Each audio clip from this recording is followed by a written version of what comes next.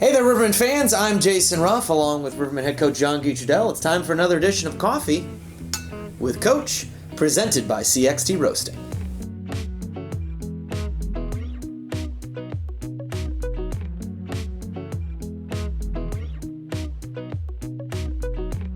Good stuff. Good stuff. I actually went to CXT this morning, get a little bit of tea, film a couple of videos. It was really good. Saw Tristan too. He says hi. How's he doing? He's doing well. Good. Awesome. You know, when you're part of a successful, thriving business, you're always doing well, right? Well, great family, man. At least 9 times out of 10. I miss him. I haven't been there a lot, but I need to get back there. Summers are better for me. Yeah. Winter, I'm a little busy down here in my dungeon. Just a little bit, right? It's a little bit busy. Well, especially with the Peoria Rivermen still sitting in first place in the SPHL standings. Just recently passed the trade deadline. A lot of moves, a lot of storylines. We are going to cover it all.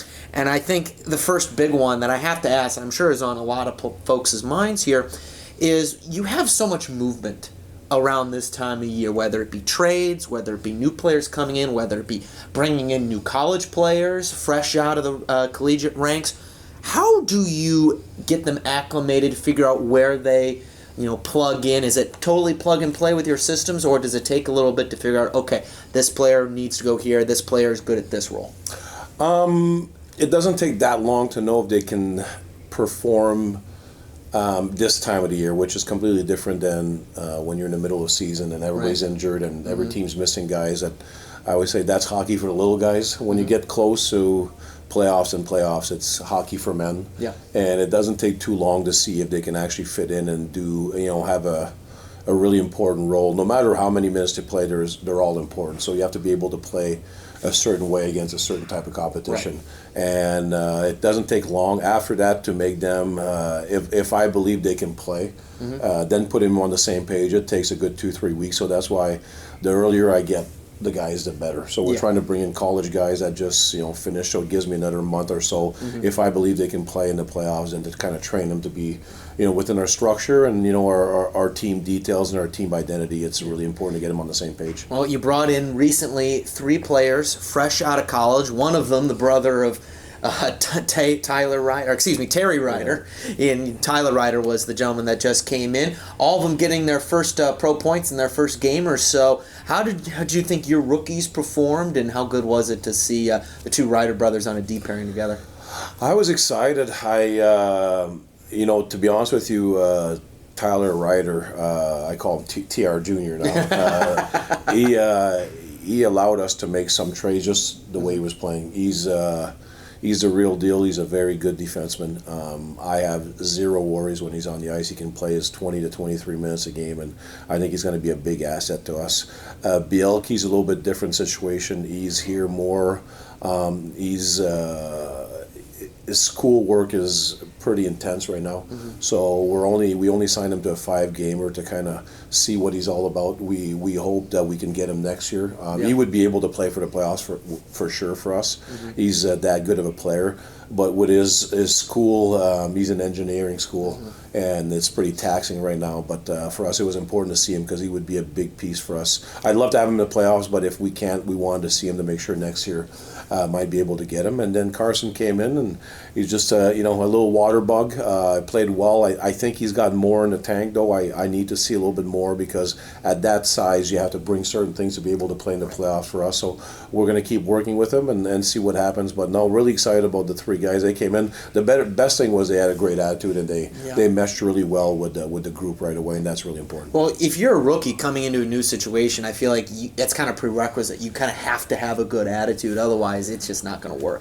You'd be surprised. It's not the same. It's not the same as it used to be, where first-year players or young players would just kind of stay in their place, and we want everybody to have a voice. Yet you love low-maintenance players that are just happy to be there, and it's we do a lot of research to make sure we bring just those guys in, right? Because there's a lot of guys that are not that anymore. So you have to be careful with that. You don't want to ruin that chemistry you have in the locker room. Yeah. Coming off the weekend split against the Huntsville Havoc, what did you learn about your team, and how did this team take a step for building for the playoffs? Oh, it was a great weekend for us. I was I was excited. I saw a lot of good things. We added, like I said, that we know Tyler Ryder can play a lot of minutes in the playoffs now. We added some peace. We saw some peace step up. I thought Bearsy in our leadership group, Ernie, took another step forward. I thought Foxy took a step forward. We talked about the weekend before. We were really, I honestly think it was our breaking point. We were done. There wasn't much life, much juice left in those players after all those road trips. So it was nice to refresh, and I felt like we played a good game on Friday, and I thought we played a really good game, a great game on Saturday. We outchanced them, 2-1. Our expected goals for was 420 something, which is really high for us against a 220, which is we doubled that too. So we did a lot of good things. Unfortunately, after we had all the momentum the first 10 minutes, and then we got called for 5-on-3 for 2 minutes, and then 2 more penalties. So that took care of the rest of that period. Penalty trouble, yeah. And they scored those 2 goals, and then we had to come back, and we got one. The penalty kill was aggressive after that, and even though we got scored on the 5-on-3, I still think that our rotation was pretty good. Just kind of a bad bounce. Our D kind of put it in. So, but no, there was a lot of good things in our third period. We actually played Rivermen hockey, which has been a long time. We haven't seen it. We were like foot on the gas. Everybody had their rotations going. We were aggressive, and we were believed that we could win when we were from behind, which is nice to see. That means the leadership is coming in, and just the excitement. I thought there was excitement both games to go in the games, and we know Huntsville's a much more talented team than us, but at the same time, just to see that we can dominate, and 2-1 scoring chance against a good team like that, it's nice going to the playoffs, even though we're missing 6 players. So when we add all those players together, we could be a very good team. Absolutely. And also in the third period, that Dallas man reintroduced himself to a lot of Rivermen fans. J.M. Piotrowski coming back to the Peoria Rivermen. That was one of the big stories this past weekend. So, all right, I got to ask you, how did you convince J.M. Piotrowski to come back and put on the Rivermen sweater? What was the story behind that? Well, I think I had nothing to do with that. I think Jimmer understands how much we love him and how much he loves Peoria, and he's a big. For him, it was really hard not to play this year, but we also understand that we want the best for our players, and he had opportunities to get a great job. And right now, his new job that he got permits him to be remote. So, it's still not for sure the rest of the year, but he's going to be back Friday and Sunday, and then we'll make a decision when it comes to Jimmer. And it's going to be more his decision. We want him here. He knows that we wanted him here the last 2 years. For him, it's more, can he make it work and be happy? For me, the happiness of my players is way more important. I remember I had a lot of players when Dave left us for coaching Quad City, and of course you want him back, but at the same time you want the best for your players. Right. So I always encourage my players to do what's best for themselves, and I'll always support them in any which way. So whatever decision he decides, I'm so happy he got to play. He's going to get to play this weekend again. And if he decides to stay, then we just added a phenomenal piece, because he's in way better shape than he was last year when he came. So I think 2-3 weeks of practice and he'd be 100% Jimmer again, what we saw 2 years ago. Did Piotrowski surprise you at all in his first game back on Saturday? Yeah, because last year when we got him, he was a little heavier, and he was in good shape. And in the third period, we had good communication on the bench, and he said, no, you can give me, because I went down to 3 lines. And he's like, no, I can go. So he felt great about himself and scored a big goal, had some great chances, brought back a little bit of what we wanted on the PK also. For him, it's all imprinted, it's all there, so he knows all our rotations. And right now, we have Mike Devo, we have McChesney, we have Massey. Those are our top 4 penalty killers. So we're missing a little bit of that depth on the penalty kill, and I thought Jimmer did a great job of even if we got scored 2 goals, I thought he did a good job with his rotation, and because of it, I think we had 2 or 3 breakaways because of it. So we did a pretty good job, and we're going to keep working at it in the next few weeks here. Any other former Rivermen coming back? Because we all got Jordan Ernst back. We've had Jan Piotrowski back. Zach Wilkie came back for a couple games earlier on this season. Are you going to pull a Mitch McPherson out of your hat later on? Maybe a Nick Neville out of your sleeve? No, I'm done. If they decide to come back, I'll take him. But no, I honestly, I don't have much to do with guys coming back. I think we have something pretty special here when it comes to the way we do things, and our relationship with the players are really close. So it's easy to come back and feel comfortable and feel part of the family right away. So no, it was no matter what GM decides, we love him, and we just want him to be happy. And if it's playing hockey for the next 2 months and try to bring it home again, then it's great for us. It's I look like a genius, but I didn't do absolutely nothing. So that's all Jimmer, and I'm sure he got a little help from Bearsy and his good buddies on the team that kind of pushing him to come back. My own mom was like, "Wait, Jimmer's coming back? I thought for sure he was." I was like, "Yeah, no, Mom, he's coming back." Yeah, and he's got a great job for it right now, and his boss is okay, because it's remote. As long as he sells and he does what he's supposed to, and that's what's great about hockey. He only has to be on the ice an hour a day. The rest of the time, he can actually, work on what he needs to work. So no, it's I hope, but I'll never push a player. I want him, if he decides on it, to be happy and be happy with his decision, because I want happy players are good players. Yeah. And they give you everything they got. Yeah. And that's what we're going to need in the playoffs if we have a chance to win. Well, let's talk some trades. We're going to have the trades flashing up on the screen for you right now. The Rivermen making 2 big moves at the trade deadline here this week. Recently, you traded Idel Adinier to the Fayetteville Marksmen in exchange for Matt Wiesner, and then Jack Suki going over to Pensacola in exchange for Mike Moran. 2 big trades there for you, Jean-Guy Trudel. Why did you make those trades? What are the Rivermen getting out of? Why are these trades going to help this team build for playoffs? Well, there's different reasons. There's a lot of things heating up that day, and for the day before, and we are missing some grit, and everybody knows it this year.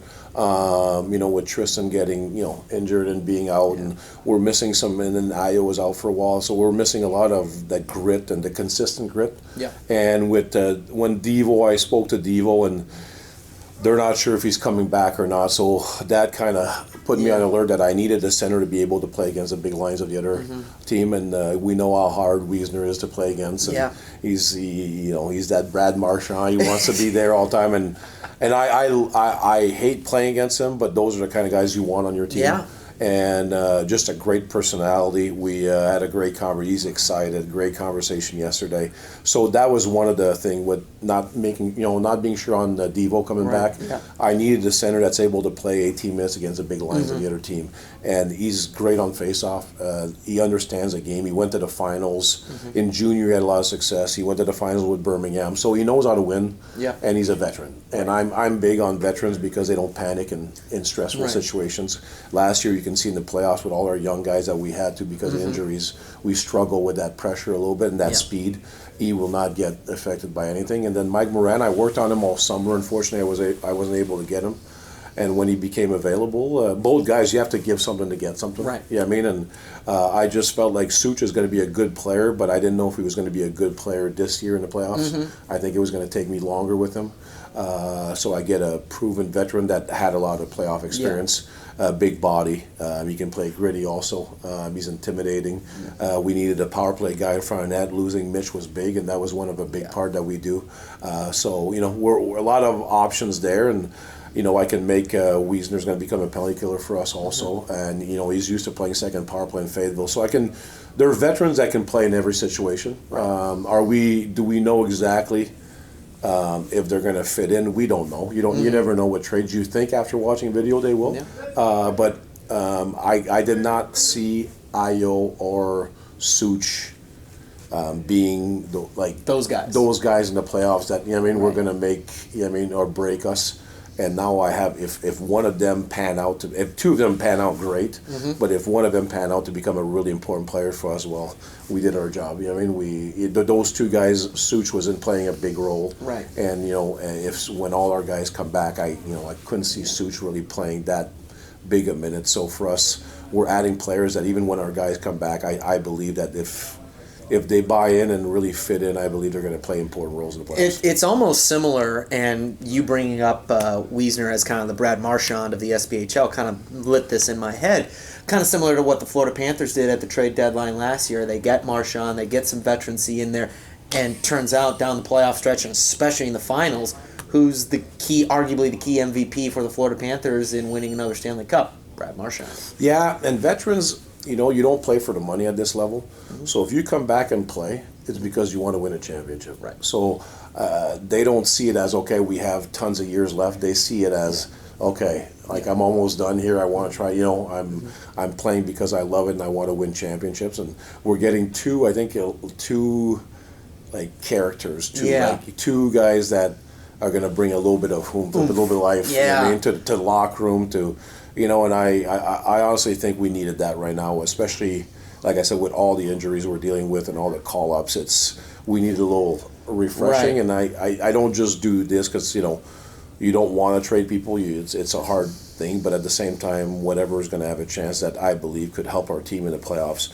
And it reminds me more of for us when I traded for Casey Kolchewski, whatever you want to say it, but he gave me one name. He had Birmingham another name, but so we still don't know. Casey in the playoffs, nothing fazed him. I remember he got hit. Yep. He had like 12 staples in his head, and he was bleeding all over that final. And he was going to play until we win. So those are what veterans that can play through injuries, can play through pain, can play through pressure.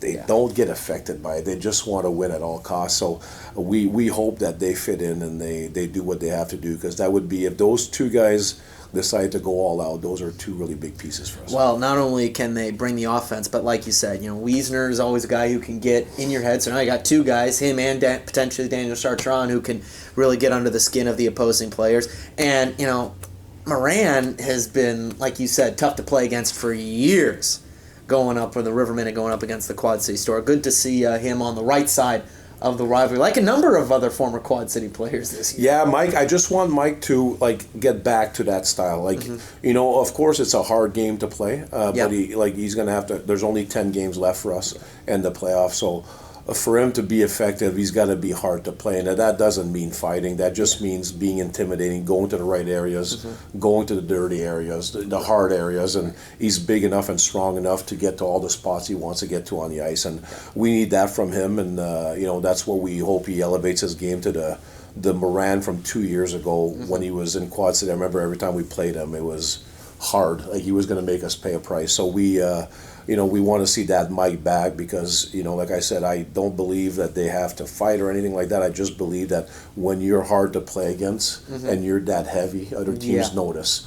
And it takes a toll on their defensemen all the time. So we gotta get that Mike back coming in, because he'd be a huge part if he can turn into that Mike that I know. That would be great indeed. And the Rivermen only have 10 games left in the regular season, 3 of them coming up this Thursday, Friday, and Sunday. And, of course, the big news on Friday night, Peoria Twisters rebrand night. Tony Twist coming back, man who has his number retired here at Carver Arena, coming back to a place he called home for a number of years. How big is it, do you think, that a Riverman legend like Tony Twist is going to come back here for a night basically dedicated to him? I think it's great. I think, and I think he will appreciate it also, because you get older, when you're in your career, you just ended, you're kind of still in the hockey mode.